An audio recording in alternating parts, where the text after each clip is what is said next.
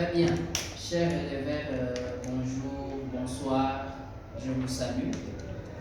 C'est notre première séance de formation.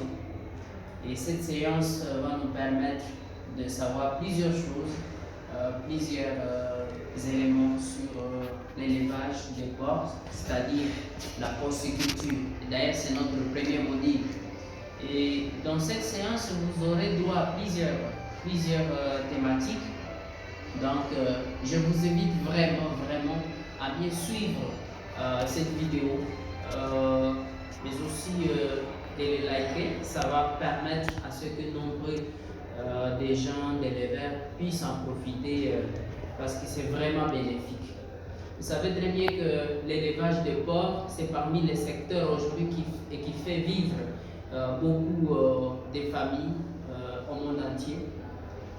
Ici chez nous, nous sommes toujours dans l'élevage traditionnel, quelque chose qui impacte négativement sur cette production.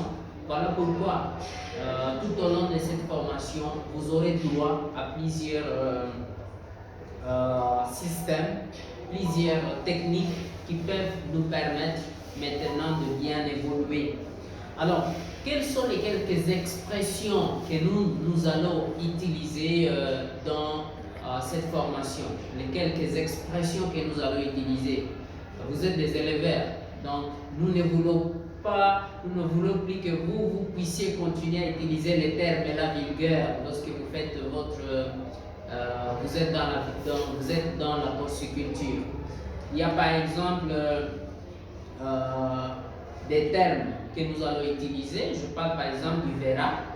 Déjà, quand vous attendez d'un verra, vous êtes éleveur de porc, pensez directement à un porc mâle.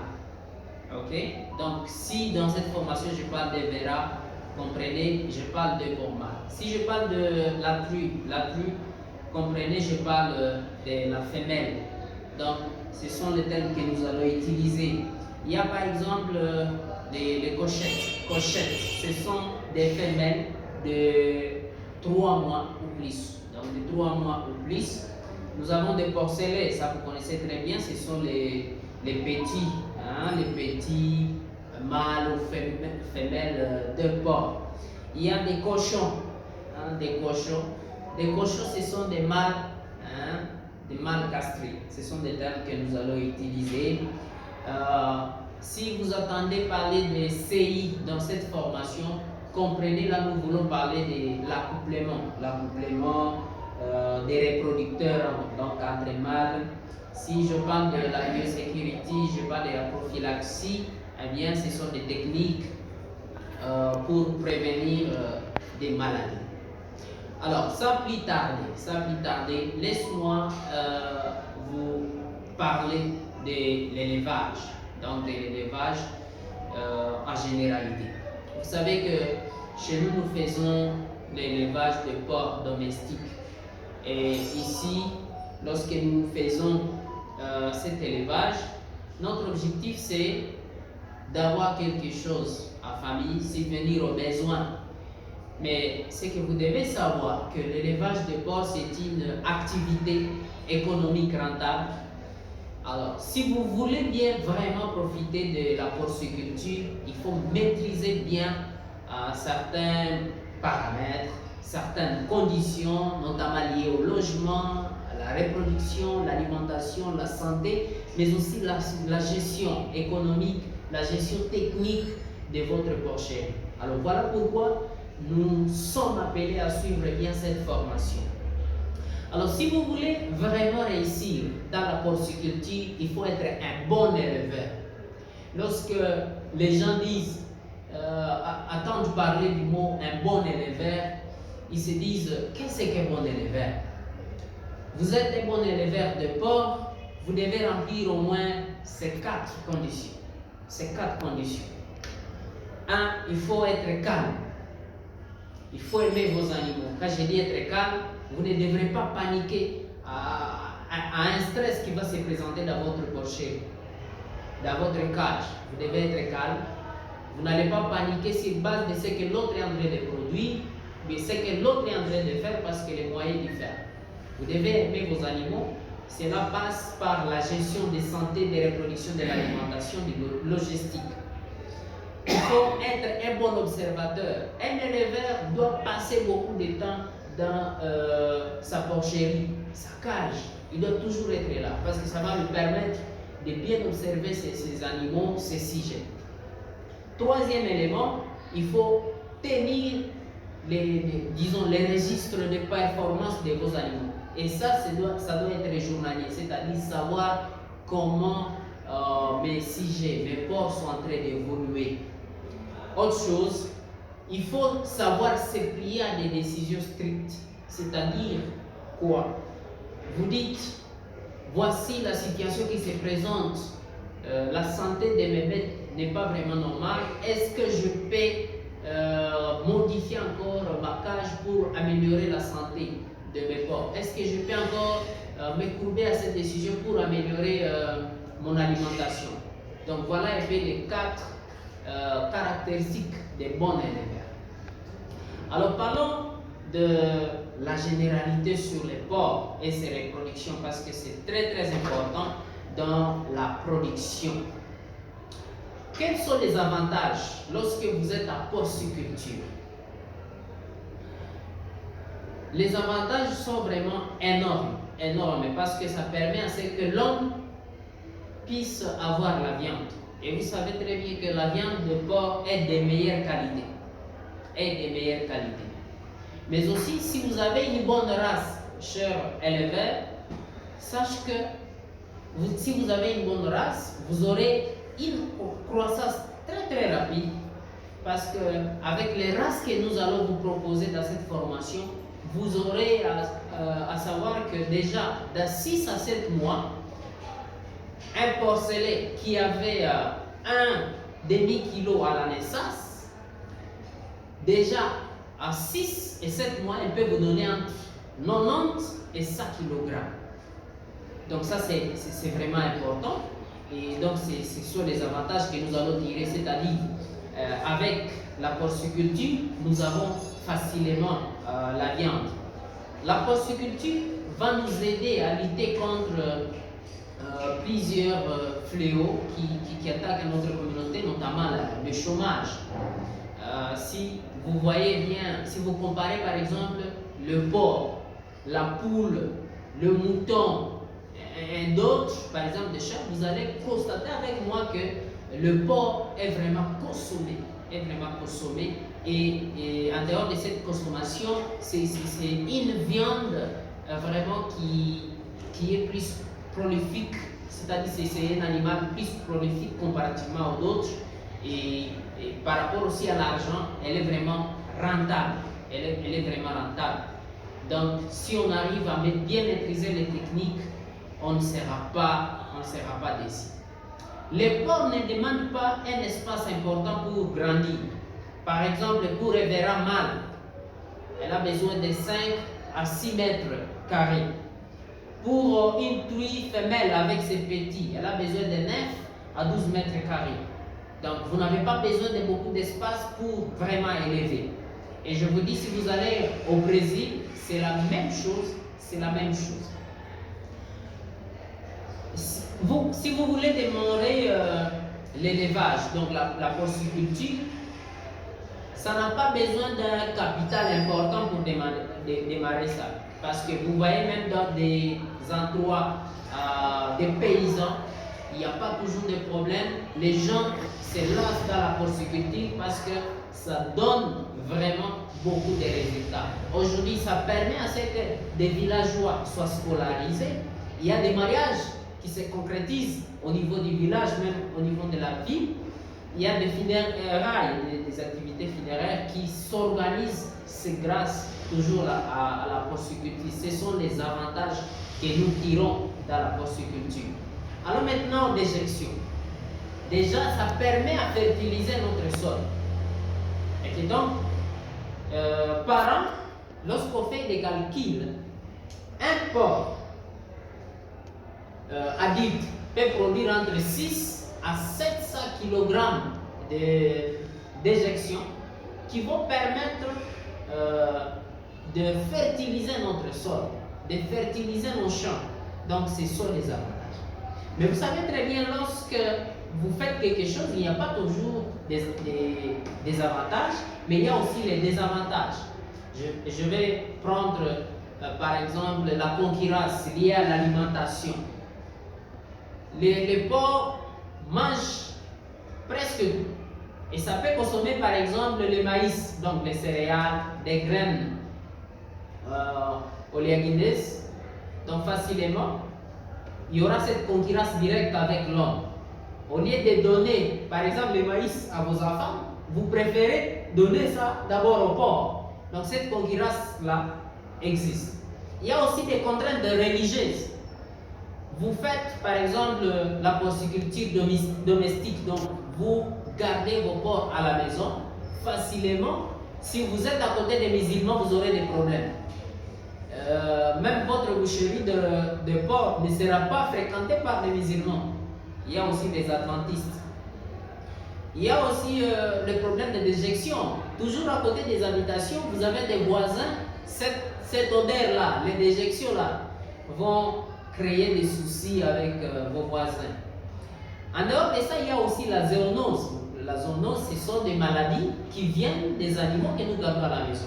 Donc facilement, ça peut être aussi à la base de problèmes. Donc ça, ce sont les quelques avantages que je viens de vous énumérer.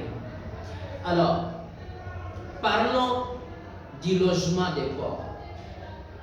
Parlons du logement des porcs parce que nous venons de finir avec cette généralité. Parlons du logement. Le porc, c'est un animal qui ne transpire pas et qui supporte très mal les hautes températures.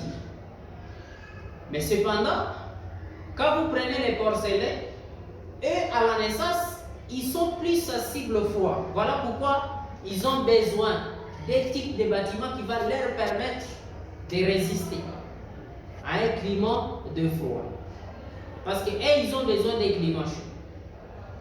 Voilà pourquoi il faut vraiment tenir compte des logements. Parce que les logements, soit votre cage, l'habitation de porc, ça va permettre à ce que vous ayez des résultats meilleurs dans votre activité. Alors tout cela passe par le choix du site. Vous n'allez pas avoir un site, vous n'allez pas, quelqu'un ne va pas vous donner un terrain et vous commencez directement à construire. Donc il y a des caractéristiques, il y a des choix, il y a des critères que vous devez suivre pour arriver à ériger votre logement, votre logement. Qu'est-ce que vous allez faire? Donc, dans le choix du site, il faut choisir une zone où la ventilation est naturelle, c'est-à-dire là-bas c'est vraiment efficace. Et ici, il y a ceux-là qui choisissent les sommets, par exemple, les sommets. Orienter les bâtiments suivant la direction du vent.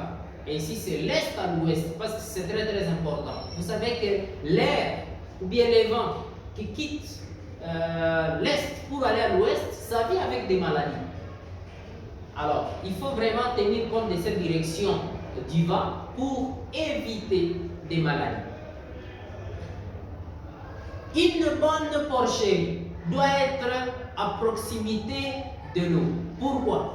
Parce que le porc a besoin de l'eau à tout moment.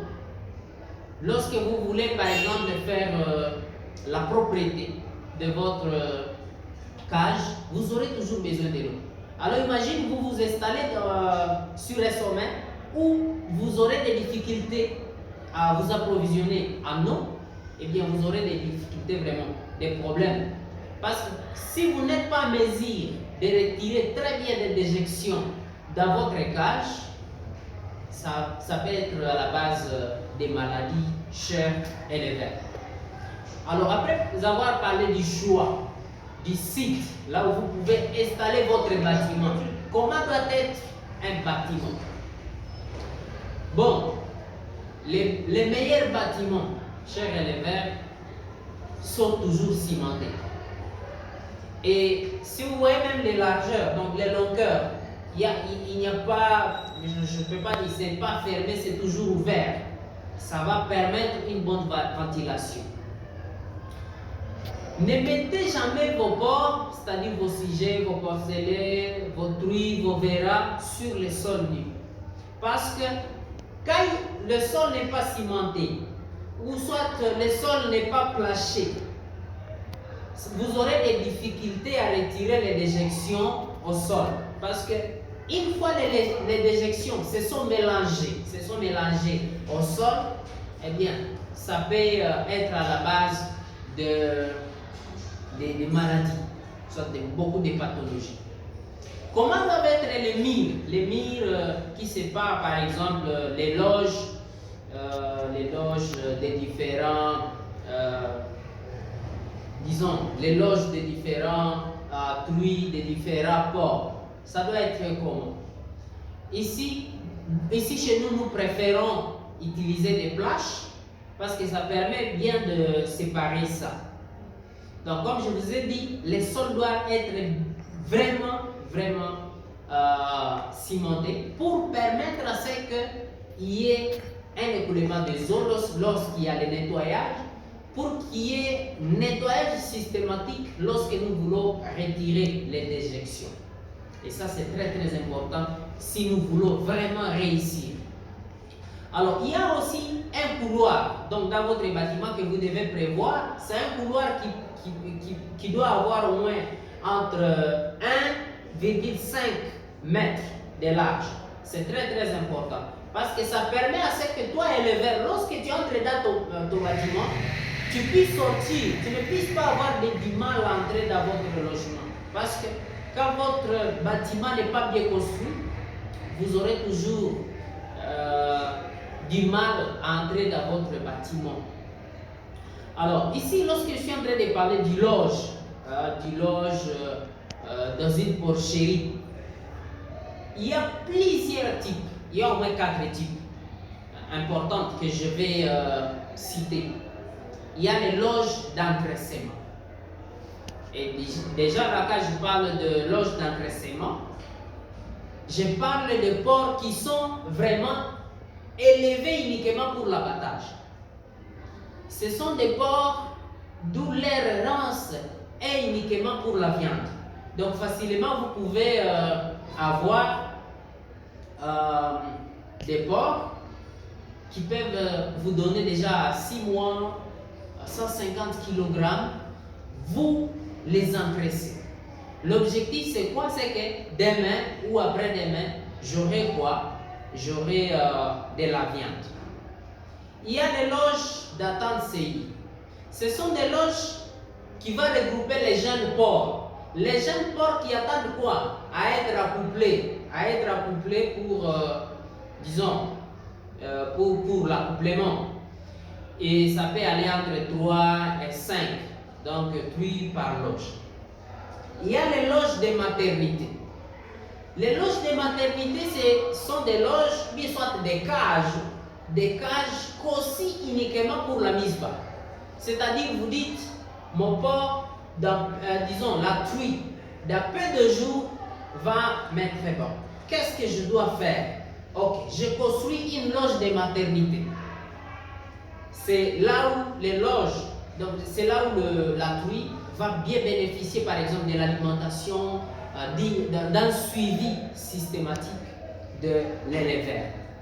Il y a maintenant les loges de verras. Donc c'est une loge qui est aussi pour recevoir votre verra, c'est-à-dire votre porc mâle, parce que normalement le porc mâle ne doit pas être à contact permanent dans la même cage avec les femelles. C'est très important de mettre l'accent sur cette question donc des loges, parce que quand vous distinguez ces 4 types de loges, ça va vous permettre de bien évoluer et aussi de suivre la reproduction de vos porcs ou bien la reproduction au sein de votre porcherie. Et ça, c'est important. Alors, les loges, bien soit les bâtiments, lorsque vous voulez construire ça, doit aller avec les kilogrammes que votre porc présente. Je vais vous donner les kilogrammes, mais aussi des mètres. Par exemple, votre porc a un poids vif de 10 à 20 kg. Déjà là, préparez au moins une cage de 1 mètre carré. Votre porc a entre 20 et 50 kg. Préparez déjà une loge de 1,5 mètre carré. Un porc adulte, disons à l'onde adulte, qui va aller de 250 à 100 kg, préparez, disons, une cage allant de 2 à 5 mètres carrés. C'est important. Pour ce qui est d'adulte, c'est 2,5 à 3 mètres carrés. Les verras, je disais les verras, c'est la truie, donc qui est déjà prêt pour la reproduction. Ça doit aller, donc ça doit être seul dans la loge, disons dans la cage, c'est très très important. Ça doit être seul dans la loge ou soit dans la cage. Alors, la truie, vous savez très bien que la truie, elle vient de mettre bas avec des porcelaines. On prend par exemple une truie avec 10 à 12 porcelaines. Déjà là, préparez une loge ou soit une cage allant de 10 à 12 mètres carrés. Ça permet une bonne reproduction, un bon suivi de vos porcelaines. Et ça, c'est très très important. Ici, vous avez maintenant vos mangeoires. Vous avez vos mangeoires, vos abreuvoirs. Ça ne doit pas être construit ni de côté, ni dans la zone d'exercice. Et ici, lorsque nous allons parler de l'alimentation, je vais vous dire où exactement vous allez mettre vos mangeoires dans votre cage, ou bien soit dans votre porcherie, là où vous êtes en train d'exercer votre activité. Alors, comment doit être la température ambiante au sein de votre cage? Je prends par exemple les porcelets de naissance, parce que je vous ai dit que les porcelets de naissance au début, ils ont besoin plus de la chaleur. Tandis que pour les porcs adultes, et ne vont pas supporter la chaleur. Ils ont plus besoin du froid. Alors, comment ça se passe? Pour les porcelets de naissance, déjà à l'âge de naissance, ils sont entre 0,9 à 1,5 kg. Alors, pour qu'ils supportent le froid, ils ont besoin d'une température allant de 30 à 32 degrés Celsius. Alors, pour arriver à connaître exactement que non, cette température est dans ma cage, parce que c'est difficile, comme on n'a pas des outils ici localement, de suivre la température au sein d'une cage. Qu'est-ce que vous faites? Vous ajoutez aussi peu de feuilles. Par exemple, les restes là des haricots, c'est très très important. Il y en a d'autres aussi qui prennent, par exemple, les déchets venus des cafés. Et il y a aussi les copeaux que nous utilisons par exemple pour le coude. Ça permet à ce que nous puissions bien suivre la santé des porcelaines. Si la température est inférieure à 30, à 32 pour les porcelaines, donc tout juste après la mise bas, la température est inférieure, vous allez voir qu'il y aura des soucis de santé chez les porcelaines. Donc, une fois il y a naissance, chers amis, chers éleveurs, assurez-vous que dans votre cage, il y a une température élevée pour permettre à ce que les porcelaines ne puissent pas avoir de problèmes de santé. Je prends des porcelaines, c'est vrai, des porcelaines, c'est vrai, déjà qui ont commencé, qui ont fini à téter. Ce sont des porcelaines qui peuvent peser entre 10 kg. Ici, comment sera la température, chers éleveurs? C'est à 26. Donc, on est pris à 32, à 30, mais on est à 26. Parce que déjà là, les porcelaines de 10 kg de porcelaine, c'est vrai, commencent à supporter température, donc cette basse température. Alors, je prends les porcs adultes et ils n'ont pas besoin plus de chaleur. Ils ont plus de froid.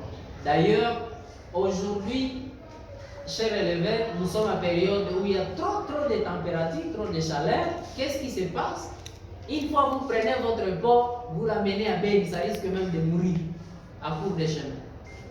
Parce qu'il n'a pas besoin de ça, il a besoin, disons, d'un climat froid qui va permettre à ce que ça ne puisse pas avoir de complications tout au long de sa production. Donc, je réitère, j'ai dit pour les porcelaines de naissance, le kilogramme est entre 0,9 et à 1 demi-kilo. Et ici, la température dans votre bâtiment, donc pour la truie et les porcelets, c'est à 30 à 32. Pour les porcelets, c'est vrai, c'est à 26 degrés Celsius. Pour les porcs qu'on va engraisser, ici, ça doit être entre 24 degrés Celsius. Pour les porcs adultes, c'est entre 19 et 16. Donc, c'est peu la température qui doit caractériser votre loge. Donc, différentes loges que j'ai citées. Vous dites, ici, c'est la loge pour les porcelets et leur mère, ok, et la truie. Donc, là-bas, c'est 30 à 32. Il y a l'autre cage. La cage, il y a des porcelets, c'est vrai, donc des porcelets qui ont entre 2 mois. Déjà, là, ils peuvent peser entre 10 kg, 12, même 15. Là, la température sera de 26. Vous descendez, vous dites, bon, ce sont des porcelets que moi je vais engraisser. Ils peuvent avoir 30 kg. Là, ça va être. Donc, la température dans leur cage doit être de 24 degrés. Donc, vous-même, vous verrez, avec la manière dont les porcs, bien les porcelets vont se comporter dans la cage, ça va vous montrer exactement que non, ici j'ai réussi, ici je n'ai pas réussi. Et pour vous rassurer, chers éleveurs, à Butembo, nous avons découvert un commerçant déjà qui vend des instruments qui contrôlent la température. Donc, si vous avez des difficultés par rapport à contrôler la température au sein de votre cage, au sein de votre bâtiment, eh bien, vous pouvez nous contacter. Nous allons vous aider à vous approvisionner ces instruments qui vont vous aider à contrôler bien la température. Donc, c'est important. Alors, je parlais toujours du bâtiment. Donc, vous voyez par exemple, ça c'est la longueur. Donc, une fois que vous êtes dans votre bâtiment, la longueur doit toujours être ouverte. Ok? Donc, la longueur des deux côtés doit toujours être ouverte. C'est pourquoi, dans des bâtiments où nous sommes allés et où on est en train de travailler, il y a on met seulement des fils pour permettre à ce qu'il y ait une aération. Par contre, pour la largeur, donc des deux côtés, il faut fermer. Parce que votre bâtiment va de l'est à l'ouest. Donc, le vent ne va pas entrer du côté, ne va pas entrer de ce côté-là, comme il ne va pas sortir de l'autre côté. Parce que le vent vient avec des maladies. Si vous voyez même très bien les gens qui souffrent ici chez nous à cause de la peste, c'est parce qu'ils ont mal construit. C'est ce qui laisse à ce que ils ont du mal à voir. Donc moi je pense que les gens qui vont revivre encore cette vidéo, ils verront comment ils doivent construire lorsque nous avons parlé du bâtiment. Parlons du type d'élevage. Ici, vous avez votre porcherie. Mais ça ne signifie pas que vous avez réussi l'élevage. Donc, un éleveur doit savoir les différents types d'élevage qu'il lui doit faire pour réussir. Prenons l'élevage naisseur. Moi, je viens, je dis, je suis éleveur à Butembo, je suis éleveur à Beni, je suis à Lubero, je suis tel part, mais moi, je vais me baser seulement à l'élevage naisseur. Ça se passe comment? L'élevage naisseur, vous avez votre truie, ou bien soit votre femelle, qui va donner naissance, et vous vendez les petits, donc les porcelets. C'est ça ce qu'on appelle élevage naisseur. Donc, on ne va pas faire au même moment, si on n'a pas de moyens, on ne peut pas faire les différents types d'élevage au même moment. On va échouer. On va échouer. Vous n'avez pas de moyens, c'est comme ici chez nous, on n'a pas de moyens. On voit seulement, mon porc d'ici peut mettre bas. Donc, déjà là, je peux commencer à préparer les éleveurs pour qu'ils puissent prendre les petits. Donc, celui qui fait ça, il est en train de faire ce qu'on appelle l'élevage naisseur. C'est un éleveur naisseur. Ok? Un éleveur naisseur. Donc ici, celui qui fait l'élevage naisseur, il y aura une race que moi je vais lui conseiller. C'est une race qui produit beaucoup. Ça peut aller de 14 à 18 porcelets par naissance. Et c'est un porc qui donne même, disons, c'est un porc qui a 2 naissances par an. Donc déjà, par an, si vous avez 14 naissances, fois 2, c'est beaucoup d'argent. Et c'est beaucoup d'argent. Il y a l'élevage engraisseur. L'élevage engraisseur, c'est quel genre d'élevage? Ici, vous dites, moi j'ai mes porcelets. Je ne vais pas les vendre dès la naissance. Qu'est-ce que je vais faire? Je vais les engraisser. Et ici, je vais vous donner même une race pour l'élevage engraisseur où une race peut aller à 350 kg. Un porc peut aller à 350 kg. Vous l'avez et vous avez de l'argent. 350 kg. Vous avez suivi très bien les conseils de cette formation. Vous avez cette race facilement. Après la peste, je ne sais pas quoi ça va passer parce qu'on va vous donner même des formules ici. Les clients vont venir, vous avez 350 kg, on compte de l'argent pour vous. Vous n'allez même pas appeler celui qui vous a formé. Alors, nous avons ce que nous appelons pour finir avec les types d'élevage, c'est l'élevage naisseur-engraisseur. Ça se passe comment ici? Ici, vous avez eu 10 porcelets à la naissance. Vous dites, je vais vendre 5 porcelets, les 5 autres, je vais les engraisser. Pour qu'après 6 mois, 7 mois, je puisse avoir des porcs qui vont me donner de l'argent. Je vous ai dit que les différentes races que nous allons vous communiquer ou bien que nous allons mettre à votre disposition dans cette formation, ce sont des races facilement de 6 à 7 mois. Vous avez 6 EP, c'est ça kilogrammes. 6 EP, c'est ça kilogrammes. Donc, veuillez suivre vraiment cette formation. Même les gens qui nous suivent déjà en direct sur YouTube, ils vont vraiment bénéficier. Parlons des systèmes d'élevage.